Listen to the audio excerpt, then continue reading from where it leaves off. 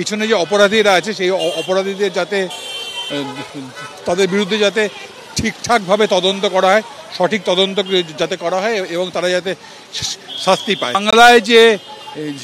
বাংলায় যে নারী নির্যাতনের ঘটনাগুলো ঘটছে সেই ঘটনাগুলোর পেছনে অধিকাংশ ক্ষেত্রেই শাসক দলের লোকেরা থাকছে কিংবা শাসক দলের প্রচ্ছন্ন মদত তাদের ওপরে আছে এবং পুলিশ ঠিকমতো তদন্ত করছে না। আমরা তো আরজি করে দেখেছি, আরজি করে একমাত্র সঞ্জয় রায়কেই অপরাধী পাওয়া গেছে, আর কারোর বিরুদ্ধে চার্জশিট এখনো দেওয়া হয়নি। সেজন্য আমরা এখানে আমাদের বিক্ষোভ দেখানোর মূল কারণটা হচ্ছে এই যে যাতে অপরাধীদেরকে ধরা হয়, তাদের বিরুদ্ধে সঠিকভাবে তদন্ত করে যাতে তাদের চার্জশিট দেওয়া হয়, যাতে তারা দৃষ্টান্তমূলক শাস্তি পায়।